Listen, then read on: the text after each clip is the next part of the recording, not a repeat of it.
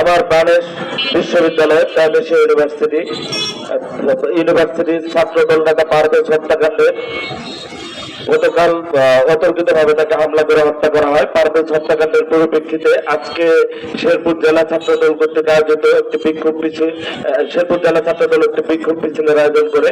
উক্ত বিক্ষোভ মিছিলে উপস্থিত আছেন শেরপুর জেলা ছাত্রদলের সংগ্রামী সাংগঠনিক সম্পাদক জাকির হোসেন, উপস্থিত আছেন থানা ছাত্রদলের সংগ্রামী আহ্বায়ক মুরাদ হোসেন, উপস্থিত আছেন সাবেক কলেজ ছাত্রদলের যুগ্ম আহ্বায়ক, বর্তমান স্বেচ্ছাসেবক দলের অন্যতম সংগ্রামী নেতা হাসানুজ্জামান হাসান ভাই, উপস্থিত আছেন ছাত্রদলের বিভিন্ন পর্যায়ের নেতৃবৃন্দ এবং এই বিভিন্ন ইউনিট থেকে আগত নেতৃবৃন্দ। আসলে আজকে এই দুঃখ ভারাক্রান্ত হৃদয়ে কিছু কথা বলতে চাই।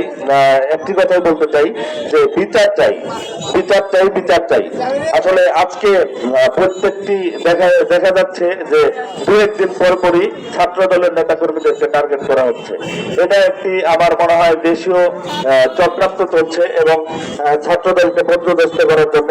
কিন্তু তারা মনে হয় জানে না যে বাংলাদেশ জাতীয়তাবাদী ছাত্র দল এমন একটি শক্তিশালী সংগঠন, যে সংগঠনকে গত 18 বছর গুম খুন করতে করতে এই সংগঠনের হাজার হাজার নেতা কর্মীকে শেষ করে ফেলা হয়েছে, মেরে ফেলা হয়েছে।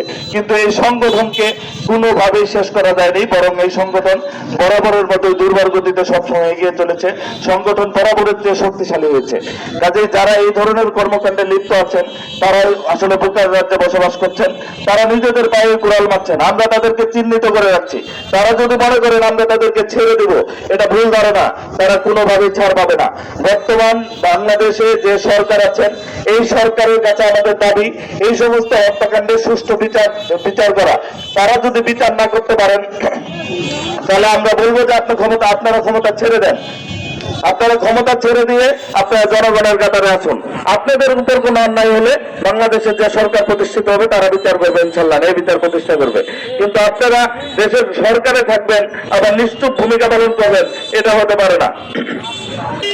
আমি বাংলাদেশ জাতীয়তাবাদী ছাত্রদল কেন্দ্রীয় সংসদকে উদ্দেশ্য করে একটি কথা বলতে চাই।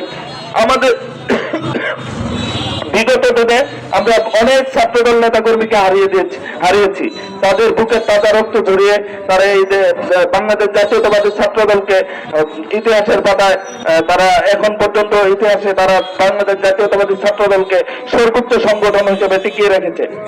আমি মনে করি বাংলাদেশ জাতীয়তাবাদী ছাত্রদল পারভেজ হত্যাকাণ্ডের সুষ্ঠু বিচারের জন্য সুষ্ঠু বিচারের জন্য তারা গতকাল একটি তাৎক্ষণিক মিছিল করেছে।